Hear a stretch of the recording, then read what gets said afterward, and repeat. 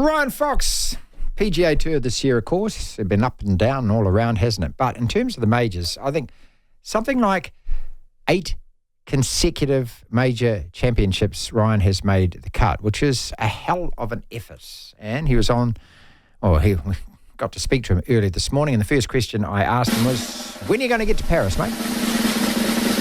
I'm Friday morning in London at the moment, so having a couple of days off after the Open and a couple of golf days as well, and opening ceremony on Friday, so looking forward to that. Are you going to be walking around the track? I think so. That's the plan anyway. So we'll. I don't actually know what the whole format is, but I arrive in Paris on Friday morning, and they, the NZOC kind of put us through our paces and make sure we're in the right place. So it should be really cool. I haven't done it yet as for the Olympics. Being my third one, I thought I better do it this time. Pretty damn cool, mate, as long as they don't leave you to wait out the back for hours like they have done in the past. I hope they don't do that this time. They seem to have got their act together after Sydney and after Athens. But, yeah, I mean, you walk into that stadium, you hear the roar, you got a New Zealand flag. Pretty bloody cool, isn't it? Yeah, I think that's something I felt like I missed out on the last couple. So to do that, and be a part, you feel like you're really part of the team there.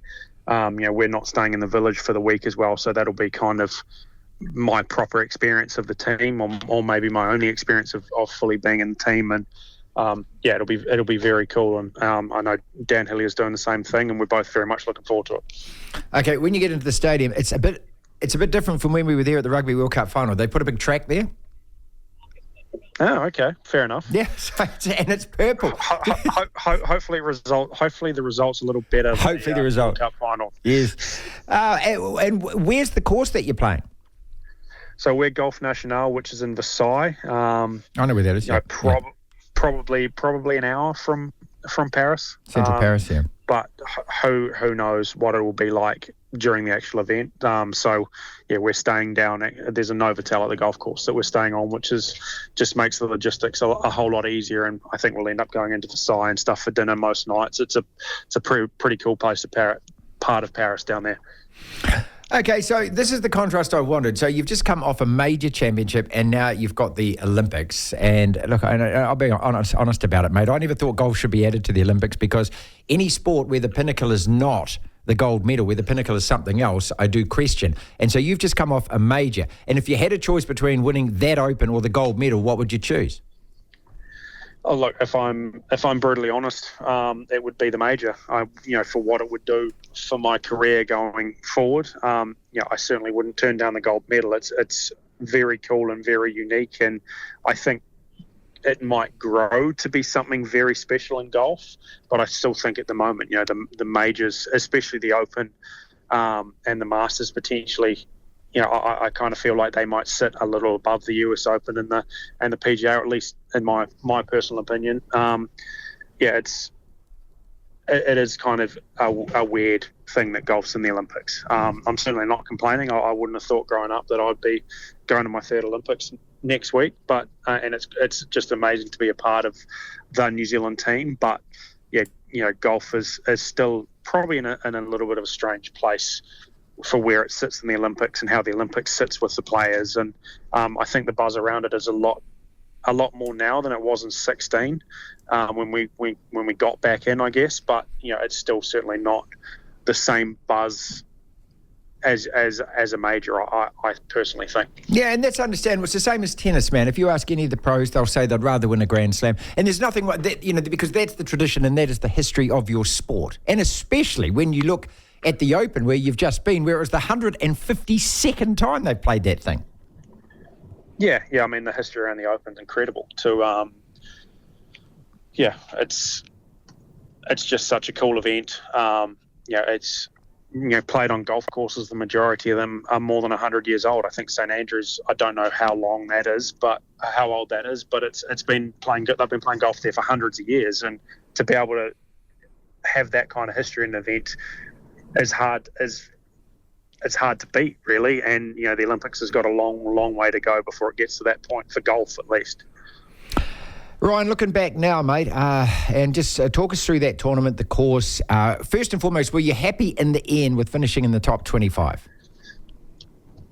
Yeah, look, it was It was an interesting week. It's a very hard golf course.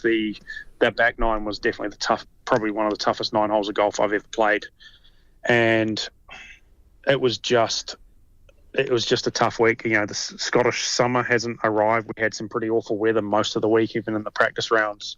It was just a grind, and I didn't play overly well. Probably the first 3 days, I was pretty despondent about my golf game.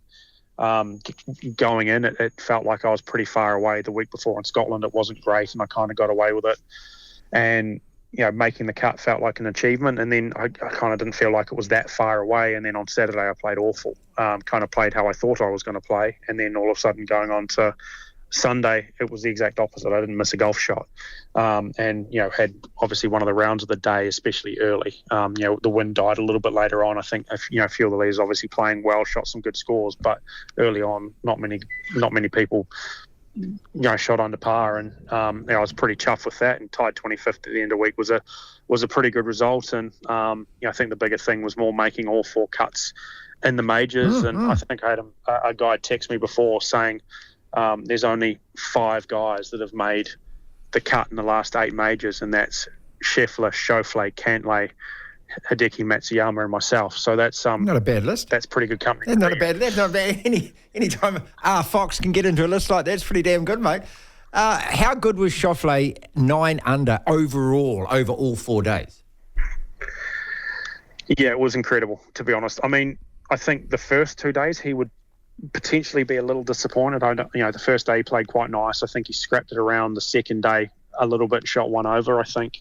But he shot 2 under in the awful conditions on Saturday afternoon. I don't know, anyone that watched it was absolutely brutal. And then obviously Sunday, that back nine on Sunday's got to go down as one of the best 9 holes of golf in major history. To shoot 31 on that back nine, and take the lead and just take complete control of the tournament was some incredible golf. I watched a fair bit of it, and he just looked like he always looked like he was the danger man, and he just didn't miss a shot, and took full advantage of it. And if you're Justin Rose or Billy Horschel or Tristan Lawrence, you kind of don't feel like you did a whole lot wrong. Someone just went out and straight beat you, and fair play to Xander. He's one of the nicest guys out there, and he's taken his game to at least another level this year, if not a couple of levels up from where he was, and he was a pretty damn good player before that.